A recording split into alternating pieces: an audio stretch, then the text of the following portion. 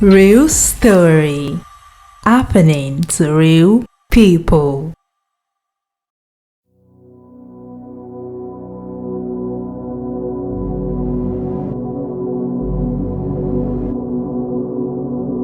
You know I love you. You know I do. You know I care for you. Be ojú. Tẹ́lẹ̀ go bá ń sọ̀rọ̀. Lọ́jọ́ tó bá korò. Dáhùn lóhùn pé adùn ló ń gbẹ̀yìn ewúro.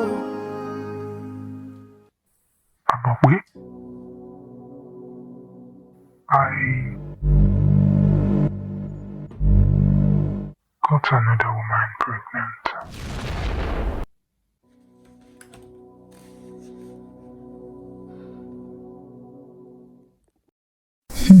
The words hung in the air, heavy with tension, as Olaleko confessed a secret over the phone that evening before he got home. There was no hiding it. He had made up his mind to come clean, despite knowing the storm that awaited him. Perhaps he believed that honesty was the only way forward. As Olaleko stood before me that night, his voice trembled with guilt and fear. Amope, I made a mistake. I didn't mean for this to happen. I already asked the girl to keep the baby because the scan revealed it's a boy. You know how much we've longed for a child, right? We've been trying for 10 years. I couldn't bear the wait any longer. Please, through your long, Amope, forgive me. I still love you. Forgive me, Daku. My heart sank at his revelation. The pain and disappointment washed over me. But in that moment, I made a choice. I chose to respond with calmness, to find strength where I thought there was none. I congratulated him, my voice filled with fragile happiness. I hugged my husband tightly, trying to hide the cracks forming in my heart. I retreated to the bedroom, where I found solace in sleep. I keep chasing peace of mind, chasing peace of mind, chasing peace of mind, chasing peace of mind. I keep chasing peace of mind. Olaleko, bewildered by my lack of hunger, chose to sleep on the couch that night. Perhaps he feared my wrath, the rage that could consume both of us if we shared the same bed that night. The next morning, I woke up carrying the weight of the previous night's revelation. But as I stood in the kitchen preparing a sumptuous ugu sauce with egusi, I made a decision. I would not let bitterness, I would not let it consume me. I would find a way to make peace with this unexpected turn of events. With love in my heart, I added some cow intestine, tenuero, bokoto, and pomo to enhance the flavor of the egusi, and I carefully cooked rice. I served it to Olaleko on the couch, hoping that the taste would remind him of the love we once shared. Curiosity got the better of me, and I inquired why he had slept on the couch. To be sincere, I missed his warmth beside me. The feeling of his warmth, the feeling of his presence that used to bring me comfort. But I dressed for work, a teacher's responsibility calling. I left the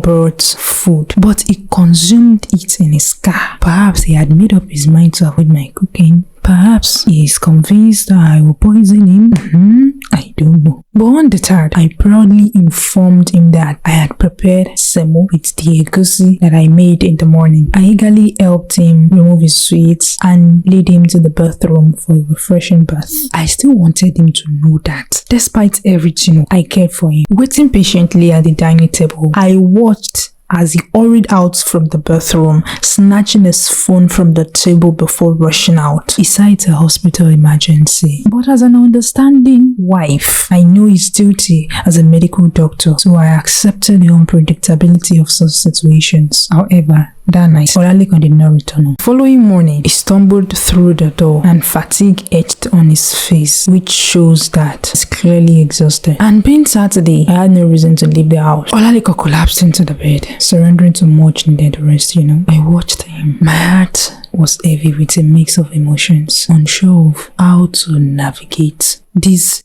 new reality. All the pain of yesterday, I go forget them tomorrow. That is one thing that they don't know. It is hard to find a way, but I am just too proud to say so. I will always find a way home. When evening arrived, I served another plate of egusi soup, yet his restlessness returned. But this time around, I blocked the door and refused to let him escape because I sensed his recent behavior was amiss, and I confronted him, my voice filled with concern and longing for understanding. Olaliko, what is the matter? I pleaded, my eyes searching his face for any hint of the man I married. But he claimed it was merely work pressure and he needed some time to sort things out. But I saw through his lies. I knew him better than anyone else. The Olaliko that I know.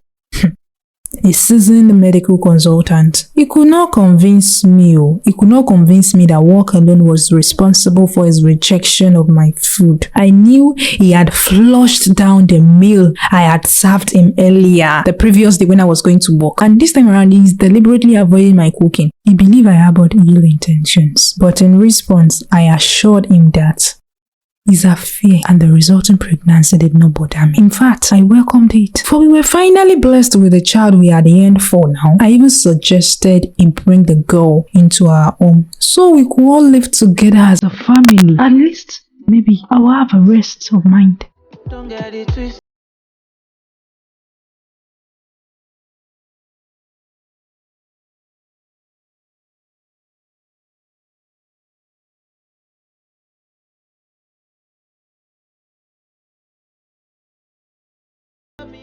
My unexpected reaction left Olaliko stunned. He had anticipated my anger, my departure from his life, and providing him an opportunity to marry the woman carrying his baby. But I shattered his expectations. That moment, I promised to think over it.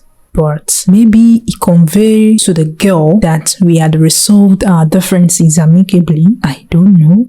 Maybe he hinted the girl at divorcing. I don't know. But 2 days later, Juliet moved into our house. What's up?